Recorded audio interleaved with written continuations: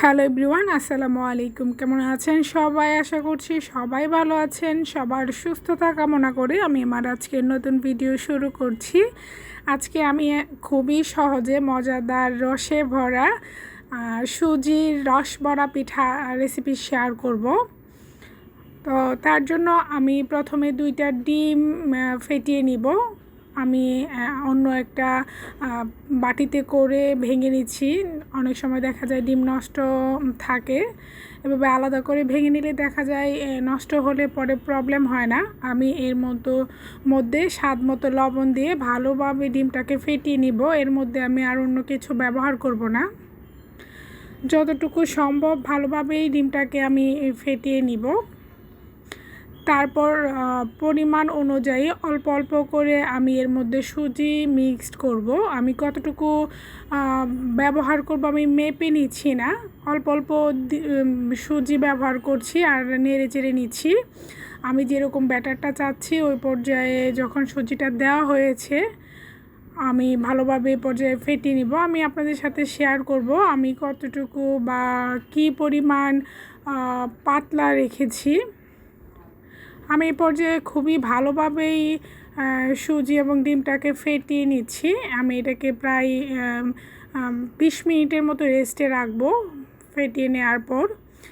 তো এটা রেস্টে থাকুক। আমি যেহেতু দুধের মধ্যেই পিঠাটাকে ভিজাবো, তো দুধটা রেডি করি। তার জন্য আমি প্রথমে 1 লিটার দুধ নিয়ে ভালোভাবে এখন জাল করে নিব।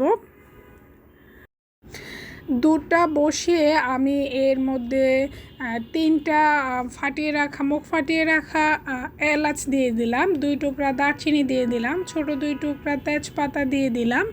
আমি মিষ্টি খাবারে যেহেতু লবণ ব্যবহার করি, এখানে আমি সামান্য পরিমাণ লবণও ব্যবহার করছি। আমি চিনিটা যার যার পছন্দ অনুযায়ী দিবেন, আমি মেপে ব্যবহার করিনি। আমি স্বাদ অনুযায়ী চিনিটা দিয়ে দিলাম। এই যে আমি এখন লবণটাও দিয়ে দিচ্ছি। ভালোভাবে বলক উঠিয়ে নিব। আমি দুধটা ভালোভাবে জাল হতে থাকুক। আমি চুলার আঁচটা বন্ধ করব না। দুধটাকে আমি প্রায় 15-20 মিনিটের মতো জাল করে রাখবো। তো এক পাশে জাল হতে থাকুক, তার মধ্যে আমি চেক করে নিচ্ছি আমি যে ব্যাটারটা রেখেছিলাম এটা একদম পারফেক্ট হয়েছে। দেখতেই পাচ্ছেন আমার ব্যাটারটা একদমই পারফেক্ট হয়েছে। আমি এখন আবারও ভালোভাবে ফেটিয়ে নিচ্ছি, দেখতেই পাচ্ছেন। এটা ফেটানোর পূর্বে আমি যে প্যানে আমি পিঠাটা ভাজবো, আমি তেলটা বসিয়ে রেখেছি। এখন ভালোভাবে ফেটিয়ে নিয়ে আমি ছোট্ট একটা চামচ ব্যবহার করছি যেন সবই এক সাইজের হয়। মেজারমেন্ট কাপের ছোট চামচটা আমি ব্যবহার করছি। এখন আমি ছোট ছোট করে পিঠাগুলো দিয়ে দিচ্ছি, একদম ফুলে টইটুম্বুর হয়ে যাবে, দেখতেই পারবেন। আমি ছোট করেই দিচ্ছি, তারপরও পিঠাগুলো বেশ বড় হয়ে যাচ্ছে। আমি জানি না কালারটা কেন হলুদ এসেছে, একদমই সাদা ছিল পিঠের কালারটা। এ পর্যায়ে দেখাই যাচ্ছে কেমন যেন পিঠাগুলো লালচে বর্ণ হয়ে আসছে। আমি একদম চুলার আঁচ একদমই লো আছে আমি পিঠাগুলো ভেজে নিয়েছি, যার কারণে পিঠাগুলো একদম সাদাই ছিল। আমি আন্তরিকভাবে দুঃখিত, পারফেক্ট কালারটা কেন আসেনি আমি আসলেই বুঝতে পারছি না। তবে পিঠাটা সাদা থাকলেই দেখতে এবং খেতে দুটোই ভালো লাগে। দেখতে ভালো লাগলে যে কোনো জিনিস খেতে আগ্রহ বাড়ে।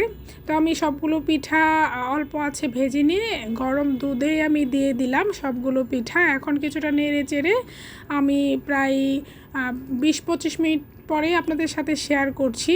যতটুকু সম্ভব সময় নিয়ে ভিজিয়ে রাখবেন, 1.5-2 ঘন্টা ভিজিয়ে রাখলে খুব সুন্দর হয়। যেহেতু আমি আপনাদের সাথে শেয়ার করব, যার কারণে আমি 20 মিনিট পরে আপনাদেরকে দেখিয়ে দেব এটা আসলে কতটুকু রসে ভরা টইটুম্বুর সুজির পিঠা হয়েছে। দেখতেই পাচ্ছেন এক একটা পিঠা কত ফুলেছে, দেখুন কত বড় হয়েছে পিঠা। ভিডিওটা এতক্ষণ দেখার জন্য সবাইকে অসংখ্য ধন্যবাদ। ভিডিওটা ভালো লাগলে একটা লাইক দিবেন, চ্যানেলটাকে সাবস্ক্রাইব করে দিবেন।